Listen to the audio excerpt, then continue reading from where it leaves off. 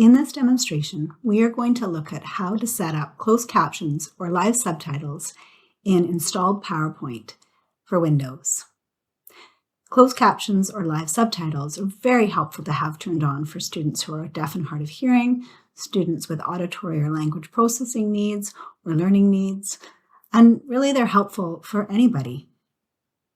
In order to do this, open up PowerPoint installed, then navigate to the Slideshow tab. Once on the Slideshow tab, move to the right and make sure Always Use Subtitles is turned on. Under the subtitle settings, you can choose what the spoken language will be of your content or your lesson, and what subtitle language will show up. I'm going to keep it as English, but if you had students who were ELL or you were working with parents who spoke a different language, it might be helpful to have that language as the subtitles so they could understand the conversation or the context. You can also choose your microphone, and you can choose where the subtitles will be placed. At the bottom, over top of your slides, at the top, over top of your slides, below the slide, or above the slide. My preference is above the slide because then students or people who require the subtitles can see them right at the top. And if they are sitting farther back and they're lower, it's harder for them to see. So I'm going to select above the slide. I'm going to go back under subtitle settings and down to more settings. These are the Windows settings for captions. You can see that there are many options for closed captioning. Most of them are set as the default.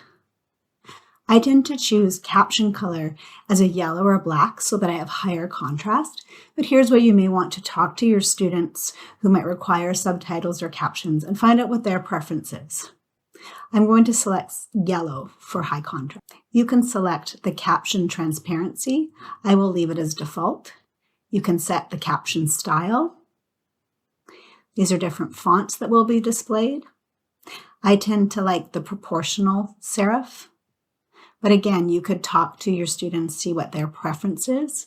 Another option I like is the proportional sans serif as well. You can select the caption size.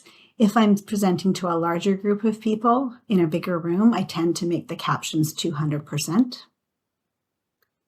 You can also set the caption effects. I tend to leave it on default here. You can set the caption background, again for contrast. I'm going to choose black because you remember I made my font yellow.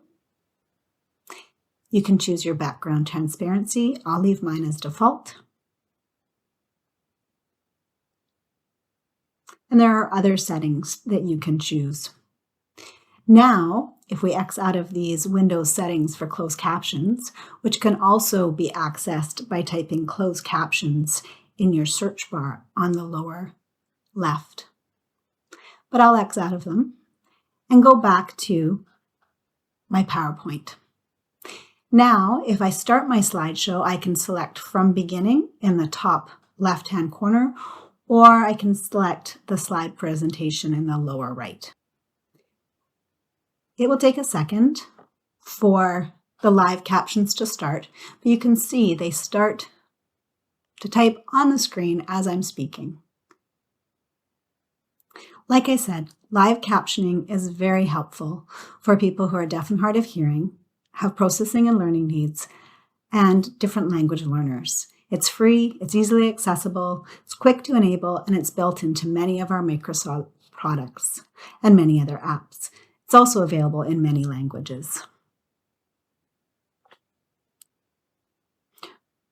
When using closed captioning, you may want to consider buying a Jabra speaker. They're about $100 and are available from IT Help Desk if you just give them your GL code. Or if you are a presenter or a teacher, you may want a lapel mic that's USB in your computer to help make captions more clear for your audience. I hope you found this helpful. If you would like some more ideas, check out our resources on Learn 71.